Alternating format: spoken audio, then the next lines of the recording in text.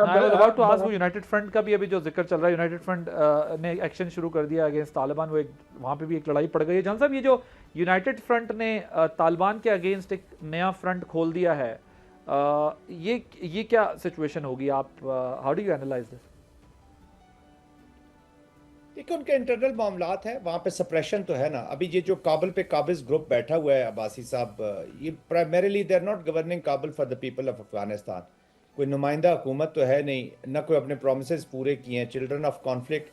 और अफगानिस्तान के अंदर अब बहुत सीरियस ये सोच पाई जा रही है कि अफगानिस्तान की पॉलिसीज़ के अंदर से अफगानिस्तान की अवाम और अफगानिस्तान की सरजमीन दोनों जो हैं वो मिसिंग है।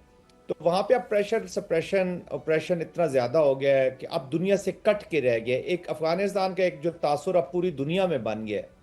पाकिस्तान तो चलो उसका विक्टिम ही है कि एक ऐसी सरजमीन जहाँ पे सिवाय टेररिज्म के अलावा कोई फसल उगती नहीं है। वहाँ पे तो टेररिस्ट तो पैदा कर सकती है, ये साइंटिस्ट नहीं पैदा कर सकती, ये उस्ताद नहीं पैदा कर सकती, ये डॉक्टर नहीं पैदा कर सकती।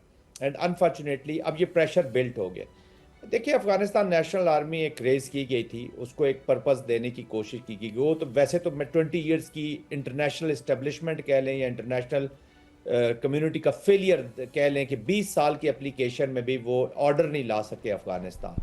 फिर जब हम पास्ट में देखते हैं तो ऑल अलोंग सिवाय मेरे ख्याल में दाऊद साहब का जो टाइम था उसमें उन्होंने थोड़ा सा इसको गवर्न करने के लिए बेहतर इकदाम एक एज अ स्टेट के तौर पे करने की कोशिश की। बाकी तो सब अपनी पावर को स्ट्रेंथन करते रहे, उसी के इर्द गिर्द घूमते रहे। कल्चर है और वहीं से अंदर से रेजिस्टेंस पैदा होती है।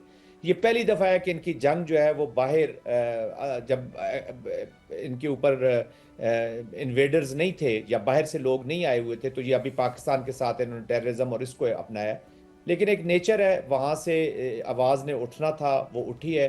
अभी तो बदख्शां में और इस रीजन में ये लोग इस्टेब्लिश हो रहे हैं, but they have the capacity and capability कि इसको लार्जर। लेकिन जल साहब, ये आपने जो एनीवेज, नेशनल आर्मी का जिक्र किया है, जल साहब, ये 3 लाख की फौज अमरीकियों ने खड़ी करके दी थी, 140 जी जी बिलियन डॉलर खर्च किया उन्हें। और जिस वक्त तालिबान एंटर हुए हैं काबुल में, 90% लोग जो है ना ये भाग गए वहां से। अब पूछे इनकी कमिटमेंट कहाँ थी? पैसा इनको दिया गया, ट्रेनिंग इनको दी गई, असला बेहतरीन दिया गया, लेकिन आप देख लें एक दिन के लिए भी काबुल में नहीं खड़े हुए ये। इत्शाम साहब, उसकी वजह यह है कि मैं जब ये रेज हो रही थी तो उस वक्त भी हमने ये कंसर्न शो किए थे। I was in CENTCOM representing Pakistan. फौजें एकदम एक ऑर्डर से या गवर्नमेंट के ऑर्डर से इस्टेब्लिश नहीं हो जाती जी। फौजें बनती हैं कल्चर से, फौजें बनती हैं एक नेशनल पर्पस के बाद, और it takes time professional militaries को इस्टेब्लिश करना। ये नहीं हो सकता कि आज आप एक फौज खड़ी कर दी, आपने बता दिया जी आप ब्रिगेडियर हैं, आप जनरल हैं, आप सार्जेंट हैं, आप सिपाही हैं इस फौज के। ये लोग वैसे भी इनकी जो कल्चर है, ये ऑर्डर लेते अपने क्लान का जो लीडर है उससे। अब इसी फौज के अंदर कुछ ऐसी अपॉइंटमेंट थी कि वो जो इनका लीडर है इनके इनके ट्राइब का, वो एक जूनियर अपॉइंटमेंट पे है और उसी ट्राइब का एक सीनियर अपॉइंटमेंट पे है, तो वो कभी उसको अपनी कुर्सी वो उसके आगे बैठ ही नहीं सकता, वो उसने पीछे जाना होता है। तो having said that, and we all know कि जब ये बड़ी फौज इस्टेब्लिश की गई थी उस वक्त कितनी करप्शन हुई थी। पैसा तो बहुत दिया गया, आपने अभी ये पैसा गिनवाया भी, बिल्कुल दिया गया। तो करजई साहब, अशरफ गनी साहब, ये सारे प्लंडरर रहे हैं किसी ना किसी फॉर्म में, ये सारे बेनिफिशरीज रहे हैं। इंटरनेशनली बहुत से कैरेक्टर थे जो बेनिफिशरीज रहे, और हम उस वक्त भी चीखते थे अमेरिका में, कहते थे कि आप एक गलत प्रेसिडेंट सेट कर रहे हैं, या एक इनकी इस फौज की फाउंडेशन ही ठीक है, यू कांट एस्टेब्लिश मिलिट्रीज। और इसने यही करना था, इनको बस हथियार, इनका वैसे ही एक बॉडी का हिस्सा होता है, इनके चाहिए वो, इनको बस पता होना चाहिए कि अब इस वक्त ताकत में कौन है, पावरफुल कौन है, तो ये उसी के साथ जाके मिल जाते हैं। असल में पर्पस ऑफ द स्टेट जो है, या जो नेशनल पर्पस है अफगानिस्तान का एज अ स्टेट, वो कभी तक इस्टेब्लिश नहीं हो पाया जी। बटे हुए हैं, हर दफ़ा एक दूसरे के साथ इनकी कंटेस्टेशन रहती है, तो इसी वजह से यहाँ पे इनकी फौज भी नाकाम हुई। और लड़ते तब अगर कोई उनको कोई पर्पस होता या अफगानिस्तान से किसी को भी प्यार होता। अफगानिस्तान के अंदर unfortunately, with all my respect, किसी को अफगानी से और अफगानिस्तान से प्यार नहीं है। बाकी सब चीज़ों से उनको पैसा दे दें, डॉलर्स दे दें, वेपन्स दे दें, इलीगल स्पेक्ट्रम में ले जाएं, उसके लिए वो चले जाएंगे। एक नेचर ऑफ द स्टेट बन गई है, उसी के ये आउटकम्स हैं जो हम आज भुगत रहे हैं। बट ये जो आप कह रहे हैं कि वो वहाँ मसला प्रोटेक्शन है, बट आइडियोलॉजी का पाकिस्तान नहीं वैसी है, चीजों वहाँ से पर सिस्टम का मसला नहीं है, डोमिनेंस डोमिनेंस की लड़ाई होती है वहाँ पर, ट्राइबल कल्चर में, और फिर मुख्तलिफ उसके शेप्स हैं ये सारे। लेकिन अमेरिका ज़ाहिर है जिधर भी गया है उसके बाद उस मुल्क का हाल कुछ इसी तरह का हुआ है, वो फिर संभल तो नहीं सकें। लेकिन श्याम साहब, आप भी कोई प्रोग्राम से पहले कुछ जिक्र कर रहे थे, कुछ आपके पास कोई एक दो बड़ी खबरें भी हैं, तो वो आप क्या जो है वो शेयर करना चाहते थे हमारे व्यूअर्स के साथ? ज़रा आप हमें बताएं कि वो क्या डेवलपमेंट्स हैं जो होने जा रही है। दूसरे सेगमेंट के लिए थी ज़्यादातर कि अमेरिकन अब क्या चाह रहे हैं लड़ाई, इसमें ईरान के कॉन्टेक्स्ट में जो बात कर रहे हैं। लेकिन इस हवाले से मैं आपको एक बात बता सकता हूँ कि अब 6 महीने का हम अमेरिका वाले सेगमेंट में दाखिल हो चुके हैं श्याम साहब, सेकंड सेगमेंट हो चुके हैं। चलें, बस जबरदस्त हो गया। एक तो चिश्ती साहब को मैं जो बात कर रहे थे, मेरी काफी देर जनरल साहब ने अमेरिका पर ही रोशनी डाली है, ऑटोमेटिकली हम एंटर हो गए उसमें। एग्जैक्टली, देखें सिर्फ 6 महीने का टाइम दे दिया गया है।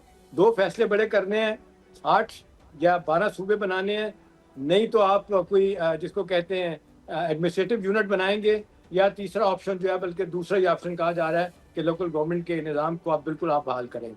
अब ये ईरान वाले ऑप्शन पे आ जाए तो लेटेस्ट खबर इसमें मेरी बारे में ये है कि आज के दिन बाकायदा तौर पे इराकी साहब ने पाकिस्तान से कहा है कि जी हम अगले हफ्ते बातचीत के लिए तैयार हैं। उधर से आपने देखा कि मार्को रूबियो ने कल जो फॉक्स को इंटरव्यू दिया है उससे उसने कहा है कि जी ईरान तैयार हो गया है। बार बार प्रेसिडेंट ट्रंप भी कहते हैं और जंग फिलहाल उन्होंने रोक भी दी है। अब ये है कि वो क्यों कह रहे हैं, इसकी बुनियादी वजह जो मेरी इतला वो ये है कि उन्होंने कहा है कि जब से अमेरिका ने फैसला किया है कि इनकी एनर्जी सेक्टर पे टोटल हमने तबाही फेर के रख देनी है। एनर्जी सेक्टर अगर ख़त्म हो जाता है तो ये जितना असला बनता है इनका ना, ड्रोन्स बनते हैं और कुछ बनते हैं, शायद ये नहीं बन पाएंगे। अब इसके लिए राक्षी साहब, इसहाक डार साहब से भी और कुछ इतलात हैं कि फील्ड मार्शल साहब से भी रब्ता हुआ है और कहा है उन्होंने कि जी कि 1 हफ्ते का हम टाइम देते हैं, अमेरिकन से बात कर लें।